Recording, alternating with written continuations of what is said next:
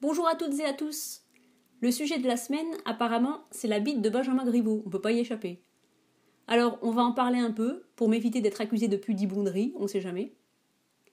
Bon, j'ai pas regardé la fameuse vidéo où on voit ce qui serait Benjamin Griveaux en train de jouer à touche pipi, parce que ma vie est déjà assez intéressante comme ça, donc je ressens pas le besoin de lui ajouter un quelconque piment visuel. En fait, moi, je comprends pas du tout en quoi cette vidéo constitue de l'information. Vous connaissez beaucoup d'hommes qui ont au moins une main et une bite et qui n'ont jamais associé les deux? Franchement, elle est où la surprise? Est-ce qu'on est surpris quand un chat qui a une langue et un trou du cul est pris en flaque de léchage anal? Je sais pas, c'est un peu comme le nez. Si un mec a un nez et des doigts, bon, fatalement, à intervalles réguliers au cours d'une journée sans histoire, il y a rencontre. Donc qu'un mec dans la force de l'âge se branle, non, je vois pas trop en quoi ça constitue une nouvelle en fait. Et encore moins une nouvelle intéressante. Si je résume, l'info du moment, c'est que Griveaux a une bite et des mains. Ah ben on est content de l'apprendre. Franchement, qu'il ait un pénis en état de marche, ça on le savait déjà, puisqu'il arrête pas de parler de ses 3 gosses à longueur d'interview, comme si on devait lui remettre un certificat d'excellence pour avoir éjaculé dans le bon trou à 3 reprises. Mais moi je trouve que Griveaux a été un peu con, hein.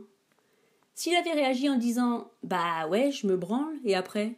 On se serait tous dit « Ah bah tiens, c'est vrai ça, il se branle, et alors ?» Mais au lieu de ça, il a fait le jeu des moralisateurs à la mort moelleux qui font semblant de vouloir criminaliser la branlette. Tant pis pour lui, hein. Sauf que maintenant, on se retrouve avec des éditos sur sa bite à tout bout de champ, au lieu d'entendre parler des vrais sujets, comme le dérèglement climatique, la crise des hôpitaux, ou la culotte de Madonna. L'autre truc qui me dépasse dans cette affaire, c'est que si on voulait vraiment nuire à Griveaux, bah il suffisait de le laisser continuer sa campagne. Il avait besoin de l'aide de personne pour se ridiculiser avec ses idées loufoques. Et maintenant, avec Agnès Buzyn pour le remplacer, on va vachement moins rigoler. Il y a très peu de chances pour qu'on retrouve sur le net une vidéo des parties intimes de l'ex-ministre de la Santé. Et c'est bien malheureux d'ailleurs. Ça permettrait peut-être qu'on arrête d'entendre parler de pénis tout le temps et qu'on se penche enfin sur la masturbation et le plaisir féminin.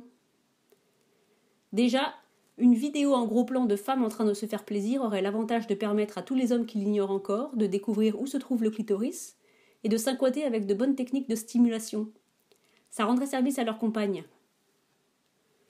J'en profite d'ailleurs pour pousser une gueulante. Non, une photo de sexe féminin n'est pas une photo de vagin. J'en ai marre d'entendre ça partout. À moins d'avoir une super perche à selfie et de vouloir engluer votre iPhone, vous n'obtiendrez pas de photo de vagin puisque le vagin c'est à l'intérieur. Ce que vous aurez c'est une photo de vulve où apparaîtront le clitoris, les lèvres et l'entrée seulement du vagin. Et si vous ne savez pas du tout de quoi je parle, renseignez-vous par pitié. Il n'est jamais trop tard. Je vous souhaite donc de bonnes recherches encyclopédiques. À la semaine prochaine, et en attendant, restons joyeux.